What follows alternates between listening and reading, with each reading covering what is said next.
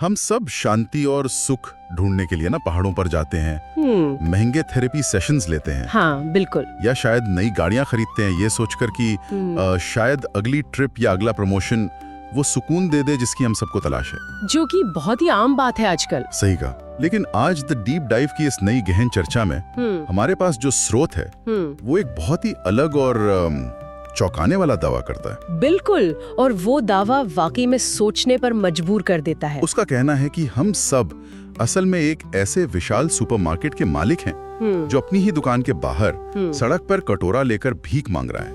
मतलब ये बहुत ही शक्तिशाली और सटीक विचार है। हम जिस स्रोत सामग्री का आज विश्लेषण कर रहे हैं वो कोई साधारण किताब नहीं है। बिल्कुल नहीं। ये एक अत्यंत प्रेरणादायक आध्यात्मिक विचार मंथन है जिसका शीर्षक है स्वचिंतन से स्व परिवर्तन, मैं प्रेम स्वरूप हूँ। मैं प्रेम स्वरूप हूँ, क्या बात है। हाँ, और जो सुपरमार्केट वाली बात सामने आई है ना, वो इंसान की मौजूदा मानसिक स्थिति का बिल्कुल सही चित्रण है। तो आज हमारा मिशन इस स्रोत के माध्यम से उस मूल प्रश्न की गहराई में जाना है जिससे सदियों से इंसान जूझता आ रहा है। और वो सवाल है कि मैं कौन हूँ। एग्जैक्टली, मैं कौन हूँ। हम ये समझने की कोशिश करेंगे कि इस सवाल का सही जवाब आधुनिक जीवन के तनाव, ये जो बर्नआउट है और उस अजीब से खालीपन को कैसे दूर कर सकता है। क्योंकि अगर हम आज की दुनिया को देखें तो तकनीक ने जीवन को इतना आसान बना दिया है। हर सुख सुविधा बस एक क्लिक पर मौजूद है ना? बिल्कुल। लेकिन फिर भी एक सच्ची संतुष्टि कहीं गायब है। लोग अंदर से खाली महसूस करते हैं। और यही वो जगह है जहाँ ये स्रोत एक बहुत ही दिलचस्प मनोवैज्ञानिक और आध्यात्मिक फ्रेमवर्क देता है। हाँ, और अच्छी बात यह है कि ये कोई थोपा हुआ सिद्धांत नहीं है। सही बात है। ये जीवन को देखने का एक बिल्कुल नया और व्यावहारिक नजरिया है। स्रोत समस्या के बिल्कुल जड़ से शुरुआत करता है। जड़ से मतलब वो डायग्नोसिस वाली बात। हाँ, इसका मानना है कि जब तक हमारा डायग्नोसिस या रोग निदान ही गलत होगा, हम गलत जगह पर ही इलाज करते रहेंगे। तो चलिए उसी जड़ से शुरू करते हैं। इस स्रोत के अनुसार ये जो वर्तमान समय चल रहा है इसे एक बहुत ही खास नाम दिया गया है। जी, इसमें बताया गया है कि यह कलयुग का अंतिम समय है और सतयुग आने वाला है। मतलब एक ट्रांजिशन पीरियड चल रहा है। बिल्कुल।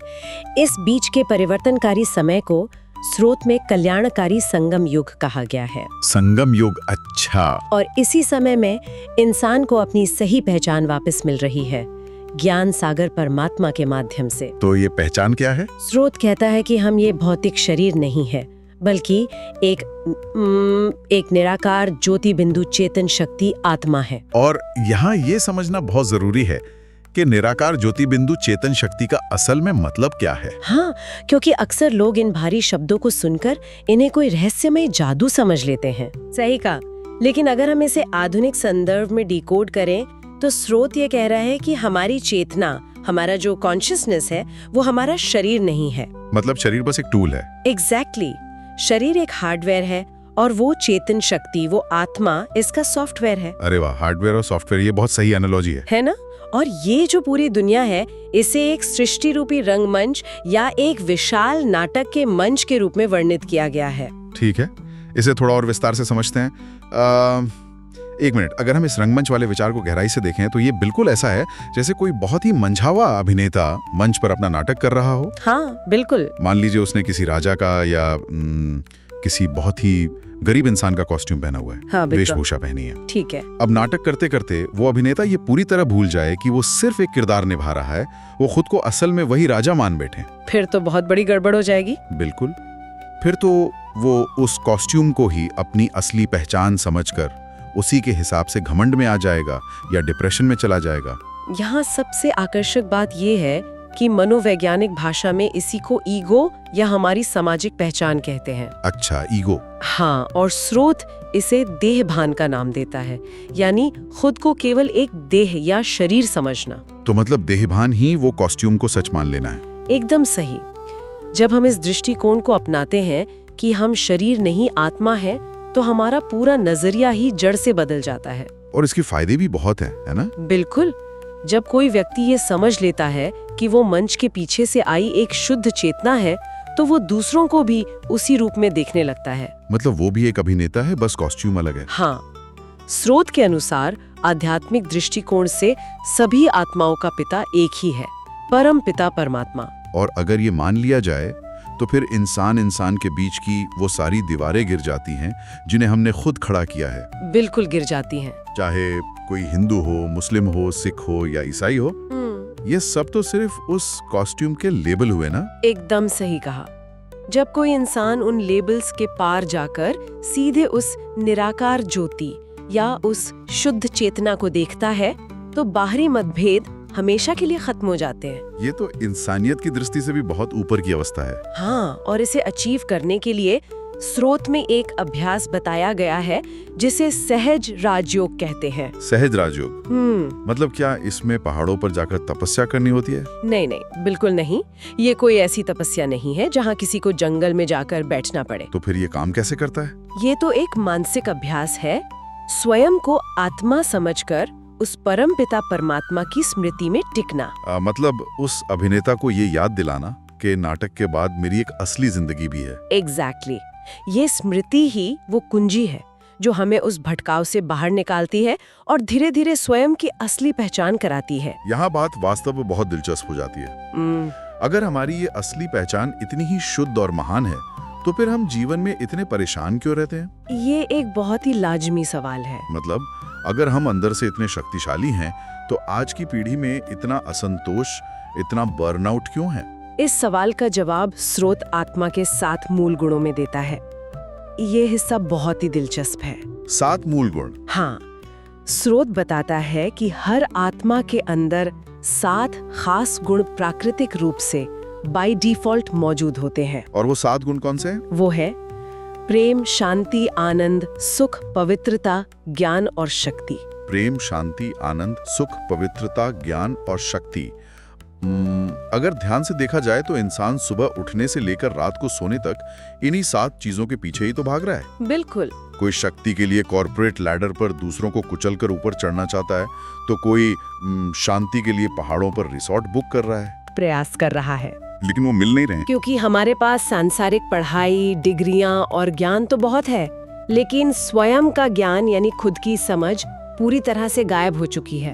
यहीं पे वो सुपरमार्केट वाली बात आती है ना। हाँ, बिल्कुल। अगर ये 7 गुण जैसे शांति और सुख हमारे अंदर ही मौजूद हैं, हमारा अपना स्वरूप ही है, हाँ। तो हम बाहर पागलों की तरह इन्हें क्यों ढूंढ रहे हैं? सही बात है। ये तो ऐसा हुआ कि हम एक सुपरमार्केट के मालिक हैं, हाँ। लेकिन बाहर सड़क पर भूखे बैठे हैं क्योंकि हमें पता ही नहीं कि दुकान हमारी है। अगर हम इसे व्यापक संदर्भ से जोड़ें तो देहभान यानी स्वयं को विनाशी देह समझना ही वो एकमात्र कारण है जिससे हम अपना असली स्वरूप भूल जाते हैं। मतलब ज्ञान का अर्थ सिर्फ सूचना या इंफॉर्मेशन इकट्ठा करना नहीं है। बिल्कुल नहीं। ज्ञान का अर्थ केवल सूचना नहीं बल्कि गहरी समझ है।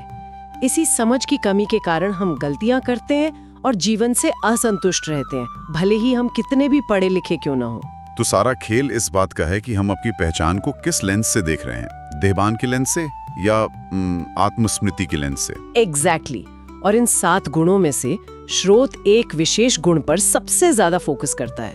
अच्छा, 7 में से कोई एक सबसे खास है? हाँ, एक ऐसा गुण जिसे वह हमारे मूल स्वभाव और परिवर्तन की सबसे बड़ी चाबी मानता है, और वो है प्रेम। प्रेम? जी, स्रोत कहता है कि आत्मा प्रेम स्वरूप है। इस दर्शन का ये सबसे खूबसूरत हिस्सा लग रहा है मुझे। है ना?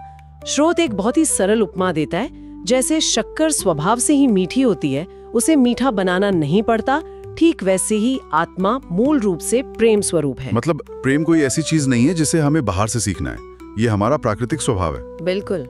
और आत्मा प्रेम स्वरूप इसलिए है क्योंकि उसके पिता यानी परम पिता परमात्मा स्वयं प्रेम के सागर हैं। ये बहुत ही लॉजिकल है। अगर पिता प्रेम का असीम सागर हो तो बच्चे की प्रकृति भी तो वही होगी ना? एकदम सही। जिसका पिता प्रेम का सागर हो उसके जीवन में प्रेम की कमी कैसे हो सकती है? पर फिर भी लोग प्यार के लिए तरसते हैं। क्योंकि वो देहभान में है। परमात्मा का प्यार तो बेइंतहा है। स्रोत में स्पष्ट किया गया है कि परमात्मा अपने बच्चों की केवल विशेषताओं को देखते हैं, यानी अच्छाइयों को देखते हैं। अच्छाइयों को देखते हैं, और बुराइयों का क्या? वे उनकी कमजोरियों को कभी नहीं देखते। वे अपने प्यार से कांटों को फूल बनाना चाहते हैं। तो इस सब का क्या मतलब है? अगर परमात्मा जो कि प्रेम के सागर हैं, हमारी सिर्फ अच्छाइयों को देखते हैं और कमियों को नजरअंदाज कर देते हैं, हाँ। तो हम इंसान खुद के प्रति और दूसरों के प्रति इतने जजमेंटल क्यों हो जाते हैं? हम क्यों किसी की एक छोटी सी गलती पर उसे पूरी तरह खारिज कर देते हैं? क्योंकि हम डर में जीते हैं। असली परिवर्तन केवल प्रेम से ही संभव है, दंड या आलोचना से नहीं। परमात्मा प्यार से ही परिवर्तन करते हैं, मार से नहीं। ये बहुत ही मुक्ति देने वाला विचार है, क्योंकि जब इंसान को ये समझ आ जाती है कि उसे बिना शर्त स्वीकार किया जा रहा है, तो वो सबसे पहले स्वयं से प्यार करना शुरू करता है। बिल्कुल, और तब जीवन आसान लगने लगता है। स्रोत में साने गुरुजी का एक बहुत ही सुंदर मराठी उदाहरण दिया गया है। अरे वाह, क्या है वो? खरा तो एक ही धर्म, जगाला प्रेम अर्पावे। इसका क्या अर्थ हुआ? इसका अर्थ है कि विश्व में सबसे बड़ा और सच्चा धर्म केवल एक ही है, प्रेम बांटना।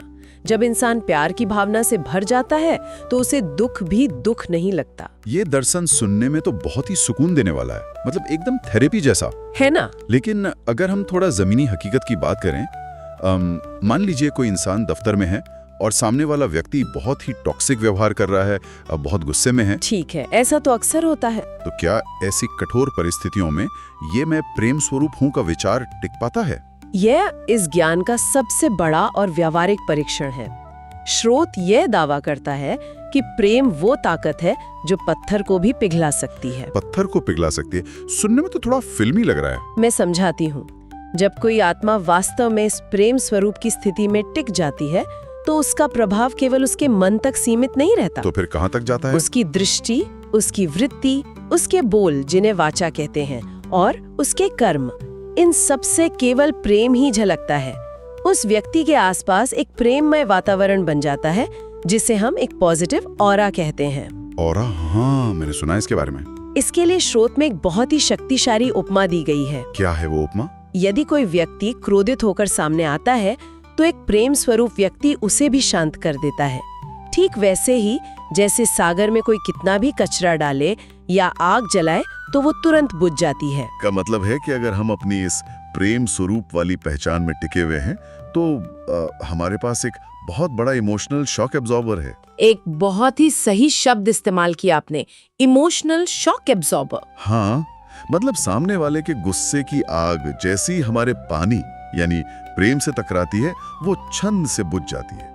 हमारा अस्तित्व ही एक फायर एक्सटिंग्विशर बन जाता है। क्या बात है, फायर एक्सटिंग्विशर बहुत ही सटीक उदाहरण है। हम आग लगाने वाले नहीं, आग बुझाने वाले बन जाते हैं। लेकिन एक सवाल है। पूछिए। ये एक महत्वपूर्ण प्रश्न खड़ा करता है कि हम इस फायर एक्सटिंग्विशर को हमेशा चार्ज कैसे रखें, इसे निरंतर कैसे बनाए रखा जाए। ये तभी संभव है जब हम हर परिस्थिति में, चाहे वो अच्छी हो या बुरी, आसान हो या कठिन, ये याद रखें कि मैं प्रेम स्वरूप हूँ। पर ये याद रखना आसान तो नहीं है ना? इसीलिए तो राजयोग के अभ्यास की बात की गई है।